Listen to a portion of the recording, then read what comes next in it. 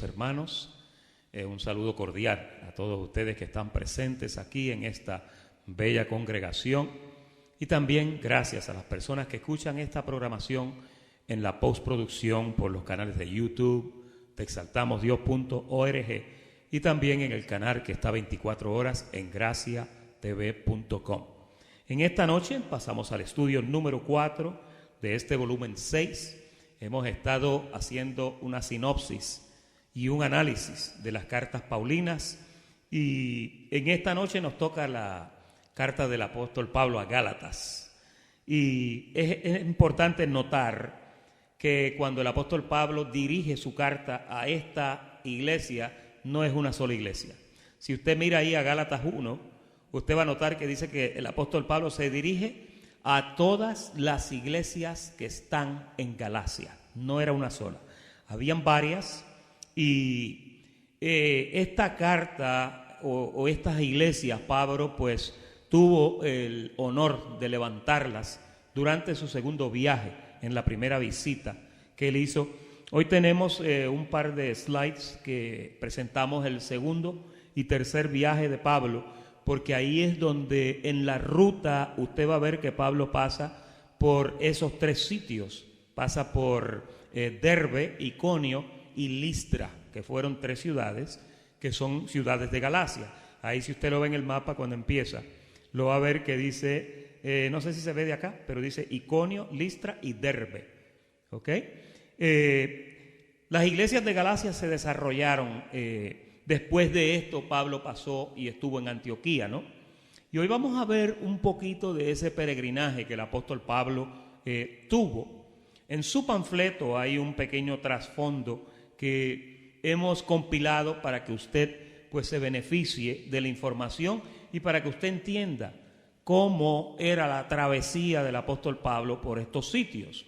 En su panfleto dice que los apóstoles Pablo y Bernabé, en su primer viaje misionero, fundaron las iglesias de Antioquía, Iconio, Listra y Derbe. Estas cuatro están en Galacia, como dijimos anteriormente. Antioquía, como ustedes saben, fue el sitio por donde primera vez los creyentes se llamaron cristianos. De ahí fue que nació esa palabra. La misma carta de Gálatas lo registra, ¿no? O el libro de los Hechos, perdón. Más o menos haciendo la referencia de esa carta.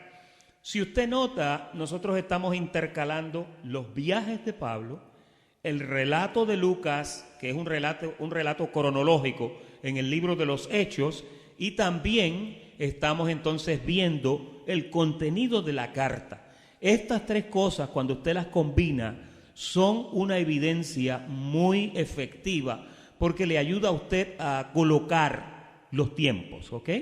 Así que cuando ellos fundaron las iglesias de Antioquía, Iconio, Listra y Derbe, que eran sitios que estaban en Galacia, eso usted lo puede encontrar en Hechos, el capítulo 13, no existe evidencia disponible alguna que permita determinar con certeza cuándo y dónde escribió Pablo esta epístola de los Gálatas. Pero, sin embargo, en las evidencias internas de la misma carta, usted va a notar que hay algunos detalles que ayudan a fijar una fecha dentro de cierto límite de veracidad. No sé si entendieron eso último. El viaje de Pablo, cuando usted lo busca en la historia, tiene unas fechas aproximadas. Todas las fechas que damos aquí son aproximadas porque hay muchos exégetas que difieren un poquito de 1, 2 y hasta 3 años. ¿Ok? Entonces lo que nosotros hicimos fue que si este exégeta dijo el 52, el otro dijo el 54 y el otro dijo el 55, pues entonces nosotros te escribimos del 52 y 55 y ahí complacemos a todo el mundo. ¿Ok? El tiempo exacto no es tan importante como lo que ocurre. ¿Ok? Ahora, seguimos leyendo aquí porque esto es algo que es muy interesante. Las pruebas internas son, por ejemplo, el relato del concilio de Jerusalén. Eso usted lo encuentra en Hechos capítulo 15, de los versos 2 al 10. Y también el conflicto que Pablo tuvo con Pedro en Antioquía, el de Gálatas 2:11 al 18. Que hoy vamos a cubrir eso y vamos a hacer un análisis exhaustivo de esa parte. Estos datos determinan la posible fecha de la carta en el primer y segundo viaje de Pablo entre el 49 al 53. Ya ahí hay una ventana de 5 años para que nosotros pues no nos vayamos a turbar, ¿no? El concilio de Jerusalén se celebró alrededor del año 49, según nos dicen algunos exégetas. Otros se van un poquito más adelante. Pero en ese concilio, esto es algo que yo quiero que usted entienda, muy importante, se pronunció en contra de imponer dichos y ritos y ceremonias a los que no eran judíos. Cuando una persona que no era judío se acercaba a una congregación de judíos, los judíos tenían que iniciar a esa persona. Si ahora mismo usted se quiere hacer familia de un judío, se quiere casar con una judía o usted es mujer, se quiere casar con un judío, usted se inicia con ellos, hay unas clases que usted toma, hay unos procesos por los que usted pasa, donde luego ya lo incorporan a la congregación como una persona aceptada, pero dentro de esas responsabilidades usted tiene que cumplir con ciertas ordenanzas y ciertos ritos que son lo que ellos hacen en su costumbre, ¿no? En su gentilicio. Por ejemplo, si usted es miembro de una congregación judía o de una familia judía, usted no puede comer lechón asado. Ya con eso yo creo que usted no quiere ser judío, ¿verdad? No puede comer lechón asado porque los judíos no comen cerdo. El cerdo para ellos es una carne, un animal que ellos consideran inmundo, por causa de las leyes que Moisés había dado. Nosotros nos comemos el cerdo, ellos no, ¿verdad? Posiblemente usted puede comer algunas cosas que ellos no las tocan, mientras que quizás ellos comen algunas cosas que quizás a usted no le van a gustar. ¿Sí? Nosotros tenemos en nuestra familia una partecita que es judía por ahí y a veces compartimos con ellos y ellos tienen unas comidas que son un poquito diferentes. De hecho son muy buenas, a mí me encantan las comidas de ellos. Pero yo nunca veo lechón asado. Nunca veo, hay cosas que sencillamente no comen langostas, no comen camarones, simplemente comen pescado, ¿no? Así que esas son las diferencias que hay. El cristiano judío no tuvo que dejar sus costumbres, no las tuvo que dejar, simplemente ya no sacrificaban animales para perdón de pecados. Yo le expliqué eso a ustedes la vez anterior, pero un judío te guarda el sábado, come limpio, hay ciertas leyes sanitarias que ellos utilizan, etcétera, etcétera, que son parte de sus costumbres, ¿ok? Y eso no los hace mejor ni peor que ustedes. Sencillamente, ellos viven de una forma, usted vive de otras. Por eso le estoy diciendo esto, porque ahorita vamos a ver el encuentro de Pablo con Pedro, y es bien importante que usted entienda que Pablo y Pedro no eran archienemigos. Pablo no le maldijo la madre a Pedro, ¿ok? No le dijo que él era un cerdo ni que él era un perro, nada de eso. Ellos tuvieron unas diferencias que Pablo y él entraron en un acuerdo donde luego limaron esas asperezas. Se acabó el problema, hicieron un acuerdo en el concilio de Jerusalén y nada, Pablo siguió con su predicación para los gentiles y Santiago y Pedro y todos los demás apóstoles de la circuncisión siguieron con su predicación para los judíos, ¿ok? Ahora, ese concilio comenzó su segundo viaje misionero poco después de ese concilio, acompañado por Silas. Primero visitaron de nuevo las iglesias del sur de Galacia que Pablo había organizado en su primer viaje, ¿ok? Y esas fueron, ya como les dije, Derbe, Listra e Iconio. Eso esto lo encuentra en Hechos, el capítulo 16, ¿ok? Después llevaron el evangelio a Frigia y Galacia, que están en el verso 6 de ese mismo capítulo.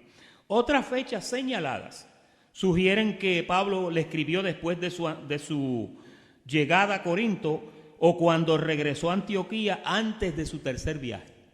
¿Se fija por qué los viajes son importantes? Porque ahí es donde más o menos usted analiza y consigue la fecha o el tiempo donde él le escribió y usted puede conseguir hasta razones.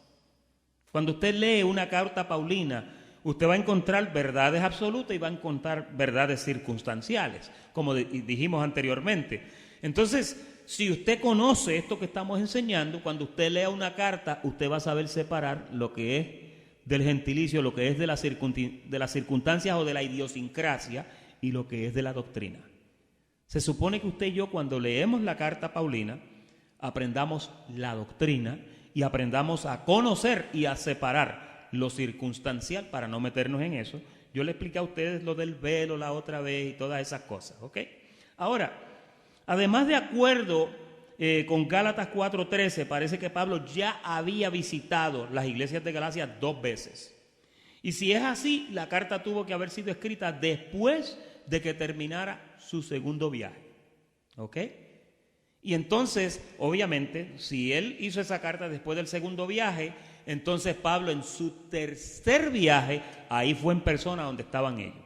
Usted va a encontrar que a veces en algunas de las cartas paulinas Pablo decía, ya prontito iré a vosotros. A los corintios fue que le dijo, ya mismito voy para allá para ver a esos que se glorían en la carne. Porque en los viajes era donde él tomaba la oportunidad para ir y supervisar. Diga, supervisar. Pablo era un supervisor de iglesias. Era un apóstol que supervisaba las iglesias y él dejaba ministros instalados en las iglesias que hacían el trabajo y obviamente él supervisaba a esos ministros. ¿Ok? Por más vuelta que nosotros le demos, vamos a llegar a esa conclusión. ¿Ok? La carta entonces, si fue escrita después o después del tercer viaje, Pablo no había visitado las iglesias del norte de Galacia en su primer viaje. Por lo tanto, el momento cuando escribió la epístola podría haber sido el invierno del 57 al 58. Ahora, fíjese, el concilio de Jerusalén fue en el año 47 al 49. Y aquí estamos hablando 57 al 58. Ahí tenemos casi unos 10 añitos. Lo que deja dicho que este hombre pasó su vida viajando por toda Europa, ¿no? Por Asia. Viajando, visitando las iglesias, voy para aquí, voy para allá. Y en 4 viajes él hizo muchísimo. Hay sitios donde se quedó, en algunas de las cartas él decía, me voy a quedar aquí hasta después del invierno, me voy a quedar aquí hasta la primavera. Se quedaba meses en algunos sitios. ¿Alguien que me diga qué hacía Pablo durante el tiempo que se quedaba en esos sitios en las iglesias? ¿Qué hacía? ¿Se sentaba debajo de una hamaca a descansar? No, ¿qué hacía? Predicaba por la noche y por el día. ¿Y qué más hacía? Trabajaba. Él era un apóstol que trabajaba y predicaba. ¿Y en qué trabajaba Pablo? ¿Alguien que me diga? ¿Haciendo qué? Carpas, ¿sí? Haciendo, ¿verdad? Todo tipo de carpas. Es decir, que él era un hombre que se ocupaba durante el día o durante partes de la semana o como fuera y sacaba tiempo entonces para hacer trabajo en las iglesias. ¿Alguien que me diga qué hacía Pablo los sábados? Pablo los sábados se iba a la sinagoga. ¿Y qué iba a hacer en la sinagoga él? Predicaba el evangelio y también adoraba a Dios, porque los sábados los judíos iban a la sinagoga a adorar a Dios. Como él era judío, él iba y estaba con los de su nación. Él no le enseñaba a las iglesias que fueran a la sinagoga los sábados. A los gentiles él no le enseñaba eso. Pero él como gentil muchas veces lo hizo, ¿ok? Como judío, perdón. Ok, es decir que mirando estas cosas, el propósito principal de Pablo al escribir esta carta fue el hacer una separación tácita y definitiva entre las ordenanzas de la ley y de la libertad en Cristo Jesús. Usted va a notar que cuando usted empieza a leer la carta, usted va a ver esa separación y ese contraste. Diga contraste. ¿Usted sabe lo que es contraste? Es una liga de negro y blanco. Hay un contraste ahí, ¿no? Una diferencia enmarcada. Pues Pablo hacía esa diferencia cuando escribía las cartas. Él traía claridad con el evangelio a las cosas que él enseñaba, ¿ok? Hay algo bien interesante aquí que también da gracia, y fue que cuando Pablo comenzó a predicar el evangelio de Jesucristo a los gentiles, los judíos no estaban dispuestos a permitir que les tumbaran el kiosco. ¿Y quién montó ese kiosco? ¿Alguien que me diga? Pedro, porque Pedro fue el primer apóstol que predicó el evangelio de Jesucristo a los de la circuncisión. Y cuando Pablo llegaba a muchos sitios, ya había una iglesia de judíos establecida que creía en el Señor Jesucristo. Pero obviamente, como eran judíos, ellos guardaban sus costumbres. ¿Ok? No vaya a pensar que los judíos no creían en Jesucristo. Los que estaban en las iglesias que Pedro fundaba, su evangelio era el mismo evangelio nuestro. ¿ok? Pero sus costumbres eran diferentes, ¿ok? Ya usted está viendo que se puede servir al Señor teniendo diferentes costumbres. Por ejemplo, un esquimal de allá de Groenlandia, ¿sí? ¿Usted ha ido a Groenlandia? Eso es frío, es un témpano de frío. Los esquimales viven de la pesca, de las focas que ellos matan y se las comen. Se visten con unos abrigos muy gordos, viven en unas casas hechas de bloques de hielo. Y hay esquimales cristianos, pero ellos no tienen la misma costumbre que usted tiene. Y son gentiles también. Con esto lo que le quiero decir es que cuando usted vea que una persona tiene unas costumbres diferentes a la suya, no la juzgue, porque en realidad no es importante. No es importante. Hay personas que oran de pie, hay personas que oran sentadas, hay personas que les gusta orar de rodillas, ¿ok? Si usted tiene buenas rodillas y lo quiere hacer, no hay una ley en contra de eso, pero tampoco hay una ley en que usted se ponga de pie, levante sus manos y ore.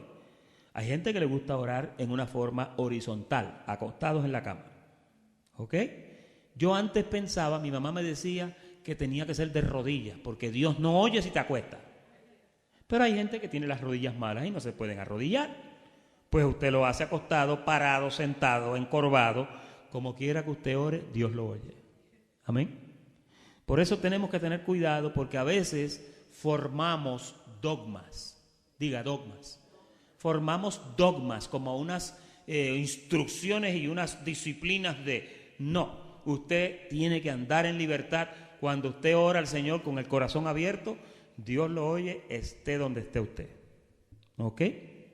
Bien, el propósito principal de la carta de Gálatas, lo puse en letras grandes ahí en su panfleto a la parte de atrás, era que la salvación era por gracia, por medio de la fe, sin las obras de la ley. Alguien que me diga dónde está sumarizado ese principio. Gálatas, capítulo 2, versículo 8. Dice, por gracia sois salvos por medio de la fe, y esto no de vosotros, sino que es un don de Dios. Amén. Pues Efesios 2.8. Efesios 2.8, ponme a Efesios 2.8 ahí, María. Efesios 2.8. Creo que es 2.8 Efesios. No estoy muy seguro. Sí, ok. Esto que usted ve en Efesios 2.8 fue lo que Pablo quiso establecer en Galacia, y lo vamos a ver por varios versos. ¿Ok? Ahora entramos a la parte interior del panfleto. No se asuste que esto lo vamos a leer rápido. La salutación apostólica de esta carta es un poquito diferente a la de primera y segunda de Tesalonicenses. ¿Alguien recuerda cómo Pablo abría primera y segunda de Tesalonicenses? Decía Pablo, Timoteo y ¿quién más? Silvano, que era ¿quién? Silas. ¿Quién era Silas? Silas era la segunda voz de Pablo en el cepo, el que cantaba con él en la prisión, ¿sí?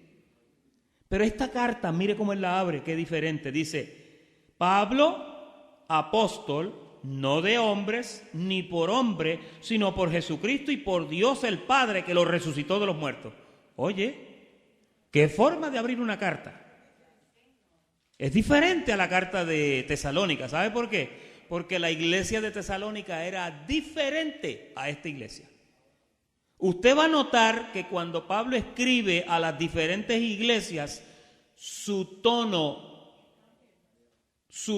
de voz, de dirigirse a ellos, es diferente, porque en cada iglesia habían unas circunstancias diferentes. Esta carta él la escribe después de haber dado 2 viajes, después de haber fundado esas iglesias, después de haber enseñado el evangelio con claridad, pero a estas iglesias le ocurrieron una serie de cosas que muchos de ellos comenzaron a desviarse. Unos se desviaron del evangelio, otros dejaron de creer, otros empezaron por la carne y terminaron, o empezaron por el espíritu y terminaron por la carne.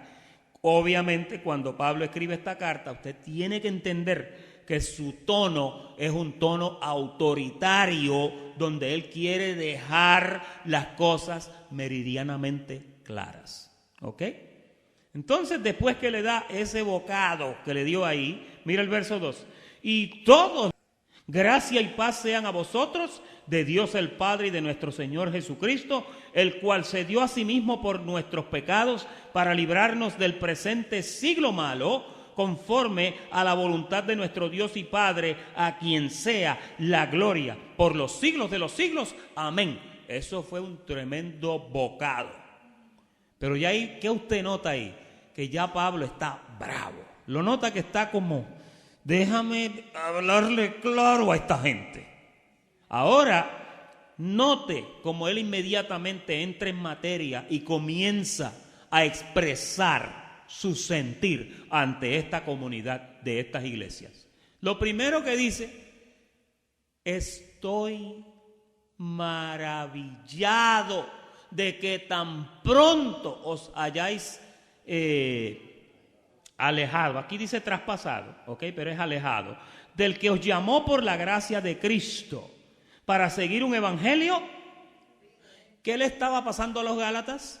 Se estaban desviando del evangelio que les habían enseñado. Llegue a esa conclusión hasta aquí, porque a medida que usted siga leyendo ahora, usted va a ver las razones, van a estar inferidas en el texto. Verso 7, no que haya otro.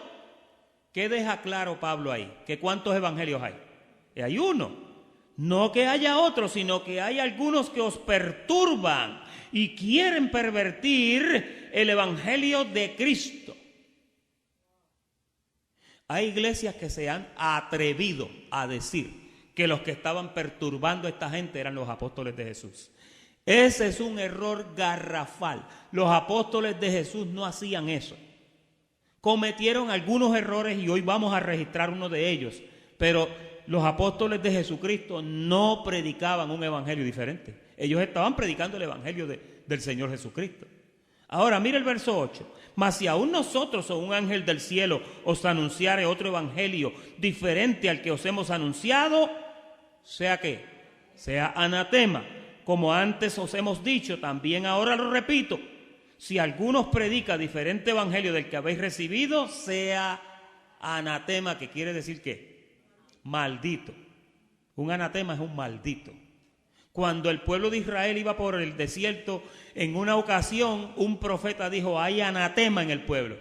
Hay maldición en el pueblo. ¿Y quién era? Era uno que se llamaba Acán, con toda su familia, que se habían robado un manto babilónico y un changote de oro y unas cositas, y las tenían escondidas debajo de la tienda donde ellos estaban. Oiga, y siguieron profetizando hasta que finalmente ellos tuvieron que confesar. ¿Y usted sabe lo que hicieron con ellos cuando confesaron? Los agarraron y los sacaron fuera del campamento, los apedrearon y le prendieron fuego. ¿Sabe por qué? Porque en la ley no había misericordia. Y entonces una transgresión de una familia detuvo todo el mover de un pueblo que era como de unos 6 millones. Entonces en Israel no se podía hacer eso en ese pacto inferior. Ahora no, ahora usted tiene cualquier manto babilónico, cualquier cosita, y la gracia te cubre y estamos tranquilos, aunque de vez en cuando Dios saca el garrote y hay veces que hay gente que cae bajo la acción disciplinaria de Dios, porque Dios disciplina. La Biblia dice que al que él recibe por hijo, lo disciplina, lo corrige y lo azota.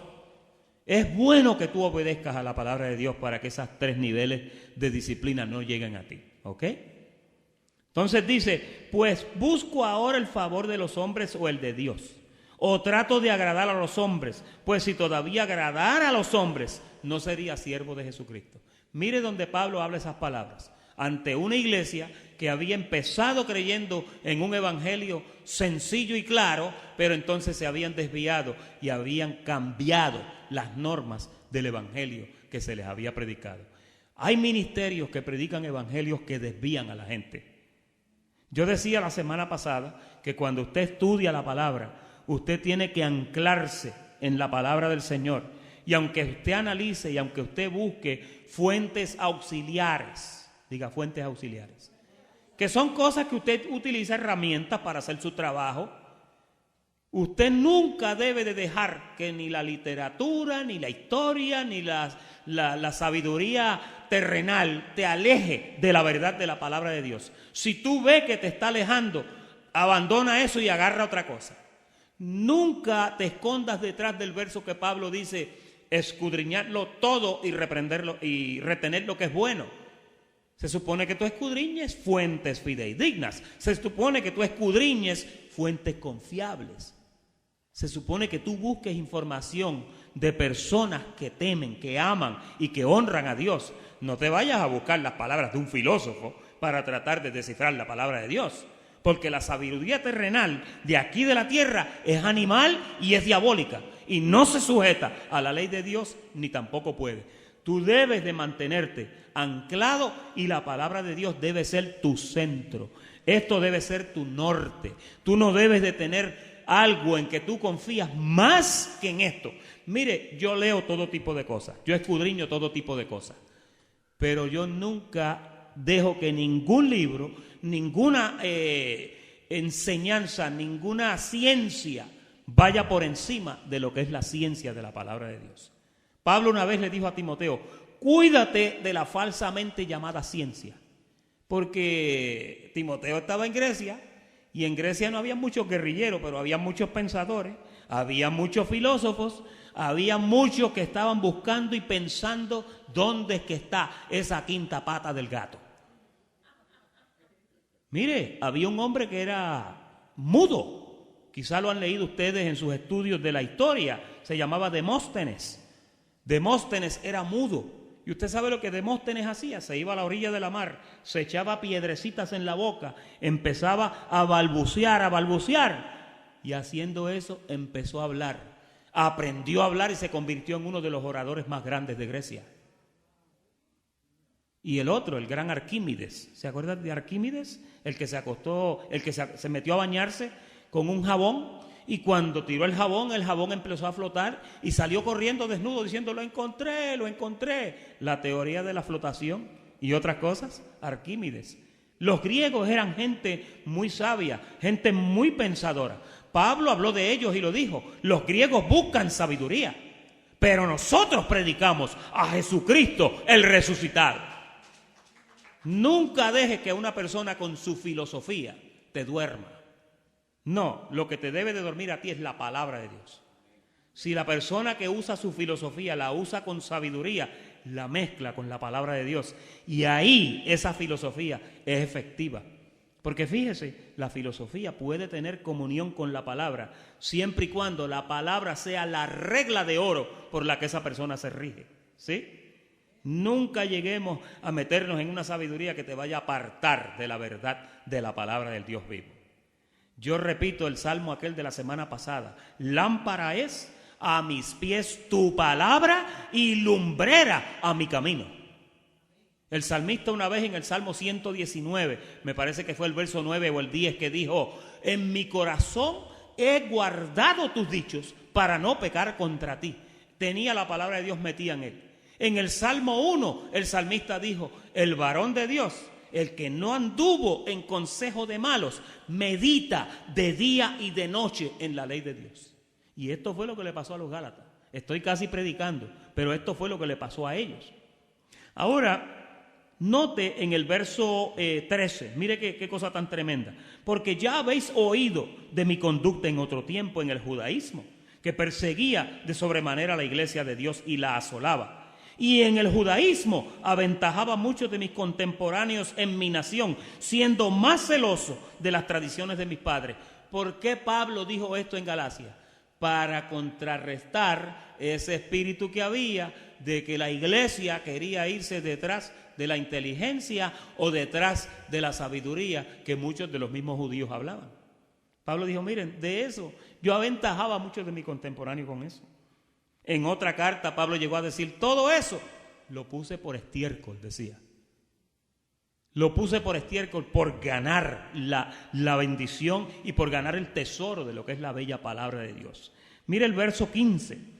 Pero cuando agradó a Dios me apartó desde el vientre de mi madre. ¿Qué está diciendo Pablo en este pasaje? ¿De qué está hablando? está hablando de predestinación, está hablando de ¿qué más? De ministerios dados antes de la fundación del mundo, de ministerios dados a personas antes de nacer. El ejemplo de Jeremías, que siempre lo utilizamos, Dios lo comisionó como un profeta desde que estaba en el vientre de su madre. Y aquí el apóstol Pablo a Galacia le tuvo que decir eso. Miren, entiendan que a mí me llamaron para esto. Y aunque perseguí la iglesia de Jesucristo, aunque era un sabiondo en la ley, ahora me entiendo que Dios me separó desde el vientre de mi madre. Qué cosa tan bonita, ¿verdad? 16. Revelar a su Hijo en mí para que yo le predicase entre los gentiles. No consulté enseguida con carne y sangre, ni subí a Jerusalén a los que eran apóstoles antes que yo. ¿De quién está hablando Pablo ahí? De Pedro y de los demás apóstoles que se levantaron a predicar el evangelio. Note que Pablo no está diciendo que los apóstoles de Jesucristo son engañadores. No. Eso lo infieren algunas personas, lo dicen algunas personas que no se dedican al estudio minucioso. Ahora, mira cómo dice, él se fue, en vez de ir a Jerusalén, dice que se fue, ¿dónde? A Arabia. Y volví de nuevo a Damasco, que en Damasco fue donde tuvo el encuentro con Dios.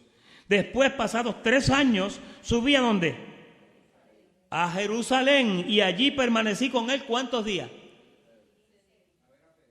15 días. Para tú estar con una persona 15 días, tú no vas a estar de malas con esa persona. Cuando tú estás de malas con una persona, tú lo ves 1 o 2 horas y ya tú le quieres arrancar la cabeza o irte para algún lado. Pues Pablo estuvo con Pedro 15 días. Yo quisiera haber estado en esa reunión. Yo me imagino que Pedro escuchó las cosas que Pablo le empezó a enseñar, los misterios que Dios le había mostrado.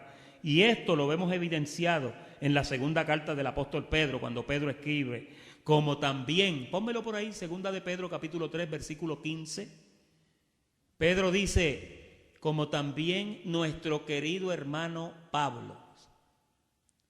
Míralo ahí, tener la paciencia de nuestro Señor, como también nuestro amado hermano Pablo, según la sabiduría que le ha sido dada, os lo ha escrito también. Dame el otro verso, el 16.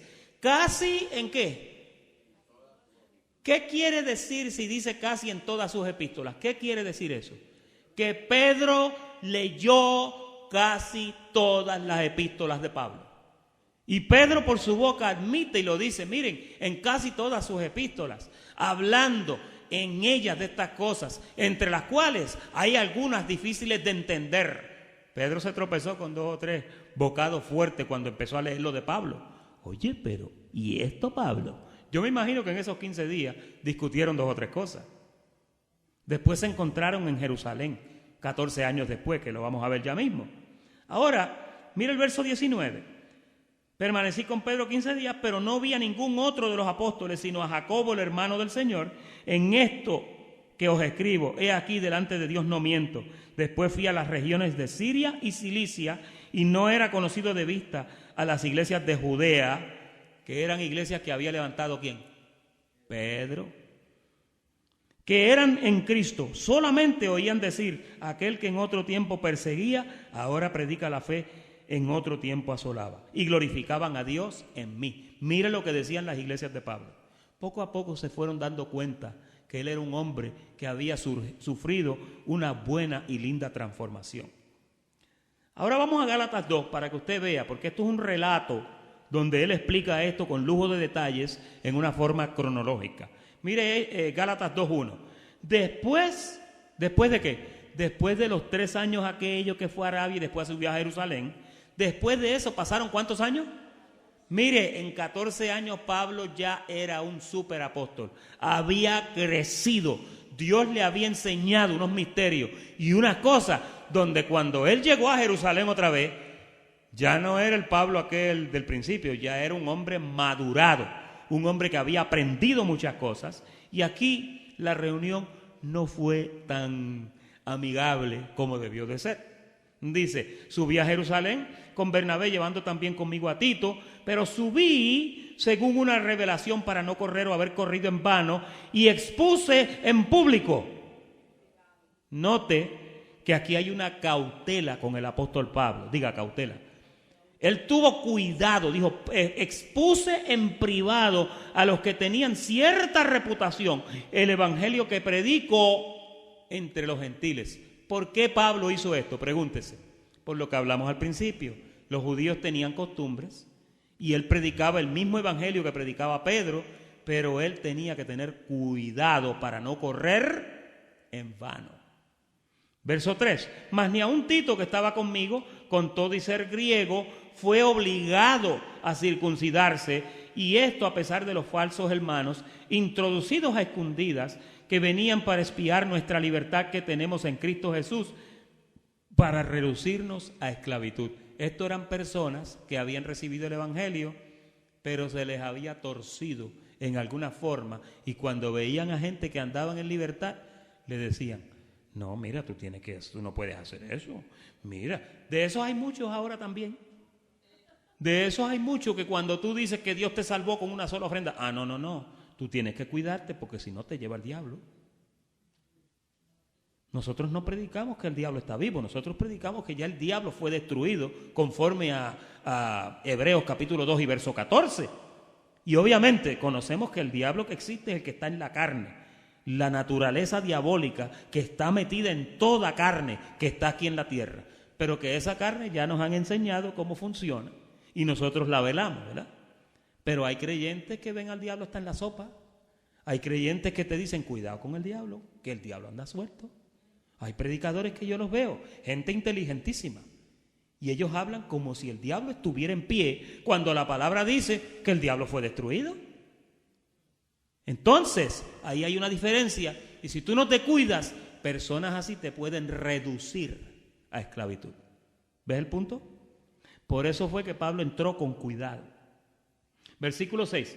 Pero los que tenían cierta reputación de ser algo, lo que hayan sido en otro tiempo, nada me importa. Dios no hace acepción de personas. A mí, los de reputación, nada nuevo me comunicaron.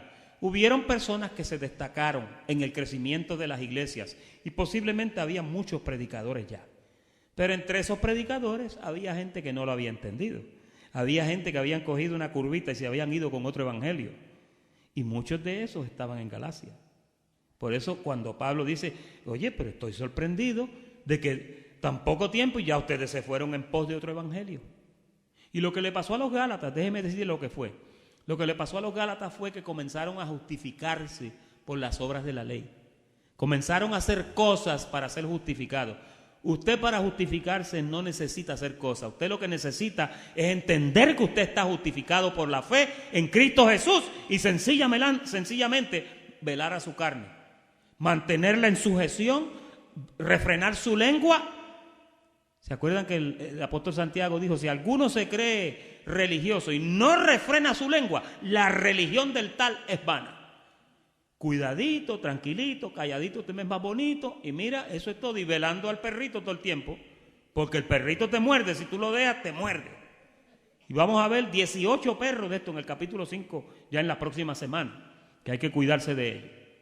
Ahora mira Gálatas capítulo 2 verso 7. Antes por el contrario, como vieron que me había sido dado el evangelio de la incircuncisión, como a Pedro el de la circuncisión, mira el verso 8, qué importante es este verso.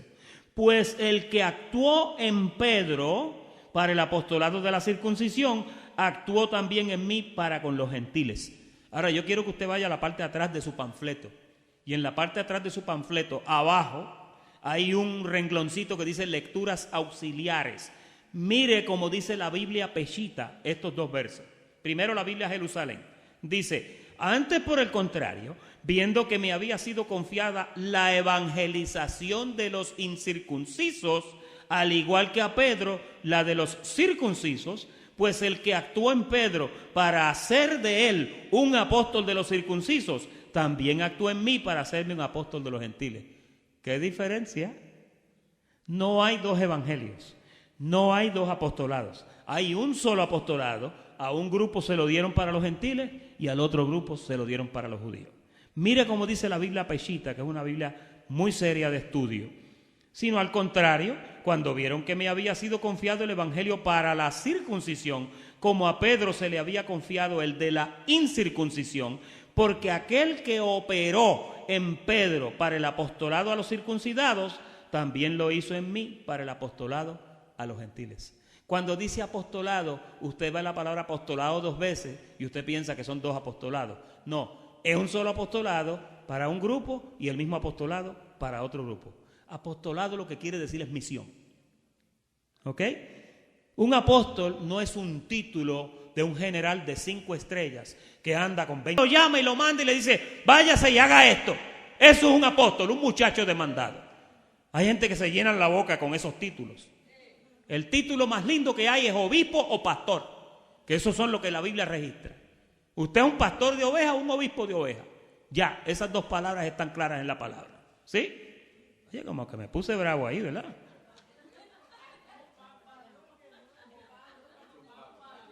Versículo 9. Versículo 9. Y reconociendo la gracia que me había sido dada, Jacobo, Cefas y Juan, que eran considerados como columnas, oye bien, que aquí está la autoridad de la iglesia de Jerusalén, nos dieron a mí y a Bernabé la diestra, la mano derecha, en señal de compañerismo. No había enemistad con ellos. 14 años después, cuando Pablo fue a Jerusalén, los líderes de la iglesia del apostolado de la circuncisión tenían una buena relación con el apóstol Pablo. Y aquí en este encuentro, en este concilio, le dieron la mano derecha en señal de aprobación, diciéndole para que nosotros fuésemos a los gentiles. Mira qué lindo que el apostolado pedrino aceptó el apostolado paulino para los judíos, para los gentiles, y dijo, tranquilo Pablo, vaya a predicar el evangelio a los judíos, a los gentiles, perdón. Y ellos a los de la circuncisión. Verso 10. Solamente nos pidieron, obviamente, que nos acordásemos de los pobres, a los cuales, lo cual también procuré. Mira, Pablo dice que lo hizo. Con diligencia hacer. Pero cuando Pedro vino a Antioquía, aquí es que está el asuntito este. Lo resistí cara a cara porque era de condenar. Pues antes que viniesen algunos de parte de Jacobo, comía con los gentiles. Pero después que vinieron, ¿qué dice? Se retraía y se apartaba porque tenía miedo de los de la circuncisión. Fíjate, yo quiero que tú veas algo aquí. Pedro no era un hipócrita. Pedro lo que pasó fue que él entendió lo que Pablo estaba haciendo. Él vio que el evangelio es para todo el mundo. Y posiblemente el hombre dijo, oye chico, un sandwichito de lechón no me va a hacer nada. Un pan con lechón a esta hora me va a caer bien. Ahora, cuando venían los de Jacobo, los de Santiago, él, pues obviamente se escondía. Ahora, yo quiero que tú entiendas esto. Mira el versículo 12. Pues antes que viniesen de alguna parte de Jacobo, ok, ya lo leímos, que vinieron, se retraía y se apartaba porque tenía miedo de la circuncisión. Ahora, mira el 13. Y en su simulación participaban también, ¿quiénes? Los otros judíos. Había mucha gente que se escondía de los de la circuncisión. Parece que ya estaban cansados de tanto rito y de tanta cosa y de tanta prohibición. Y estaban viendo a Pablo, oyendo a Pablo y decían, oye, pero ¿por qué tanta cosa con esto? Sí. Y Pablo fue claro, porque Pablo dijo, mira, ya la circuncisión ni la circuncisión valen nada. Ahora lo que vale es la fe que obra por el amor. Si los judíos se le metían a las iglesias de Pablo, y tú sabes la acusación que le hicieron en Jerusalén a Pablo, le dijeron, a nosotros se nos ha informado en cuanto a ti, que tú enseñas a los judíos que están en tus iglesias a apostatar de Moisés, diciéndole que no guarden las costumbres. Pero Pablo sencillamente lo que le explicó, le dijo, miren, el que come, para Dios come, y el que no come, para Dios no come. El que guarda el sábado, bien así. El que no lo quiera guardar, no hay ningún problema. El Señor es el dueño del sábado. ¿Te das cuenta? Entonces Pablo lo que hizo fue que predicó un evangelio que liberaba. Y no vamos a negarlo, aquí hay evidencia, aquí hay inferencia de que a los judíos les gustó esto. Les gustó porque muchos se unieron y querían vivir como Pablo vivía y como los gentiles vivían. Fíjate. Pero obviamente Pablo corrigió a Pedro porque Pedro obligaba a los gentiles a judaizar, los que se metían a su iglesia. Posiblemente lo hacía porque si no lo hacía, después lo iban a culpar. El problema que hubo aquí es que un gentil no cabía en una iglesia judía. Tú no cabes en una congregación judía porque ellos tienen unas costumbres que son diferentes a las tuyas. Y si tú te metes ahí, tú vas a tener que ser como ellos. Vas a tener que comer como ellos. Por eso, lo más importante y lo más prudente es que te vayas a una iglesia gentil. y dejes a los judíos tranquilos con sus costumbres y tú estés en un sitio donde te sientas a gusto. Porque si te metes ahí, vas a tener persecución. ¿Sí? Por eso es que a veces tú te sientes bien cuando estás en un ministerio como este, que te presenta libre, que te presenta perdonado, que te presenta salvo. Hay iglesias que tú te sientas y te dicen, mire, cuidado tenga que el diablo está a la puerta allá afuera esperando que usted salga. Lo hacen, y yo no me burlo de esa gente. Esa es la percepción que ellos tienen. Ahora, mire lo que dice Pablo en el capítulo, ahí mismo en el verso 14. Pero cuando vi que no andaban rectamente conforme a la verdad del evangelio, ¿por qué no andaban rectamente? Mira por qué. Le dije a Pedro delante de todos, tú siendo judío, vives como los gentiles y no como judío. ¿Por qué obligas a los gentiles a judaizar? Oye, aquí dos cosas importantes. La primera, que Pablo conocía el truquito de Pedro, que se escondía y se metía el pan con lechón. ¿Sí o no? Y él dijo, mira, yo no te estoy criticando por eso. Pablo no criticaba a Pedro por eso. Pablo lo criticaba por esto próximo que viene. Versículo 15. Mira lo que le dice. Esto a la gente lo lee y se le va por encima. Pablo le dice a Pedro, nosotros, judíos de nacimiento y no pecadores entre los gentiles, sabiendo que el hombre no es justificado por las obras de la ley, sino por la fe de Jesucristo, nosotros también hemos creído en Jesucristo para ser justificados por la fe de Cristo y no por las obras de la ley. Por cuanto por las obras de la ley nadie será justificado, Pedro. Y si buscando ser justificados en Cristo, también nosotros somos hallados pecadores. ¿Es por eso Cristo ministro de pecado, Pedro? En ninguna manera, porque si las cosas que destruí, aquí está esto importante. Si las cosas que destruí, las mismas vuelvo a edificar, transgresor me hago, porque yo por la ley, que soy muerto para la ley, a fin de vivir para Dios, con Cristo estoy juntamente crucificado. Oye, ¿qué clase de lección hay aquí? Con Cristo estoy juntamente crucificado. Yo me imagino que a Pedro se le pararon los pelos cuando le dijo eso. Y tú también, Pedro, Peter. Y ya no vivo yo, sino que vive Cristo en mí. Lo que ahora vivo, lo vivo en la carne. Lo vivo en la fe del Hijo de Dios, el cual me amó y se entregó a sí mismo por mí. No desecho la gracia de Dios, porque si por la ley fuese la justicia, entonces por demás murió Cristo. Oye, qué enseñanza tan poderosa, ¿verdad? Fíjate, Pablo tenía esto bien claro. Y nosotros tenemos esto bien claro, ¿verdad que sí? Esto que nosotros acabamos de leer es lo que nosotros enseñamos aquí una y otra vez. La semana que viene vamos a estar hablando de por fe o por ley, aclaración de un pacto, Abraham como un ejemplo, y la ley estaba limitada, y un poquito más. Ese es el estudio de la Carta de los Gálatas, parte 1 en esta noche. Yo los declaro bendecidos y muy buenas noches tengan todos.